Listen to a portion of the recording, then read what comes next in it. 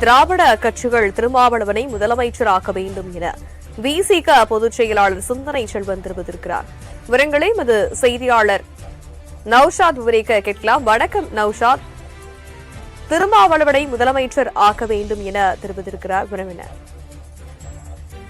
வணக்கம் தனலட்சுமி. தமிழ்நாட்டை காக்க திருமாவளவன் முதல்வராக வேண்டும். திமுக அதிமுகவிற்கு விசிக பொதுச் செயலர் சிந்தனை செல்வன் குறிப்பிட்டிருக்கிறார். சமூக நீதி திராவிடமன் என்று மாற்றி கொண்டவர்கள் திருமாவை முதல்வராக வேண்டும் என தெரிவித்தது மிக முக்கியமான என்றால் நேற்றிலிருந்து பரவலாக சமூக வலைதளங்கள பல்வேறு மூத்த பத்திரிகையாளர்கள் மற்றும் தேசிய ஊடகம் கருத்து பதிவிட்டார்கள். அதிமுக திமுக இணைந்து ஆட்சி அமைக்கப் போகிறதா என்ற ஒரு கேள்வி பலராக பேசப்பட்டவர்களில் குறிப்பாக யார் அது முதல்வராக இருப்பார் என்ற கேள்வி எழுதுவது.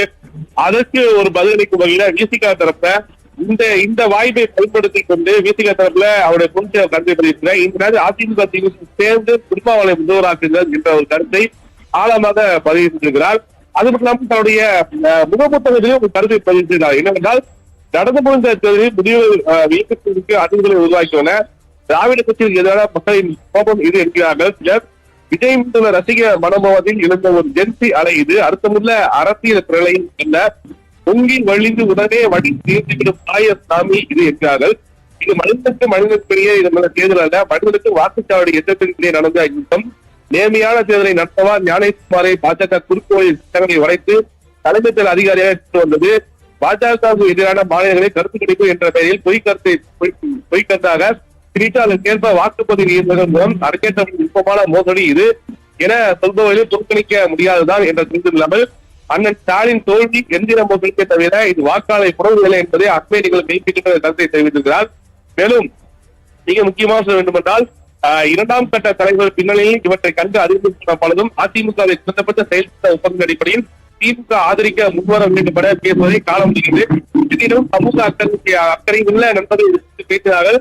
ரசிக மனோநிலையும் பாசிச பதியும் சேர்ந்து உருவாக்கிய ஆபத்து நாட்டைக்காக இப்படி நடந்தால் என்ன என கேள்வி எழுப்பினார்கள்.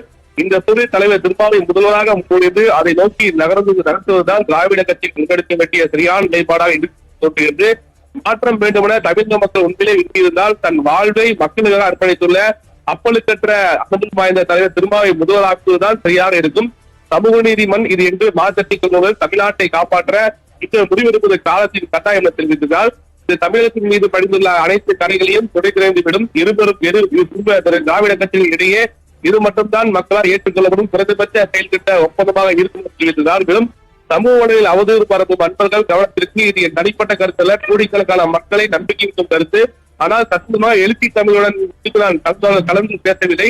முதல் முறையாக கட்சி தோழர்கள் யாருடனும் கலந்து பேசாமல் மக்களின் தாகத்தை என் பதிவு செய்கின்றன முகப்புத்தகத்தில் பதிவு செய்திருப்பது மிக முக்கிய ஒன்றாக பார்க்கப்படுகிறது. தனலட்சுமி. விவரங்களுக்கு நன்றி நௌஷாத்.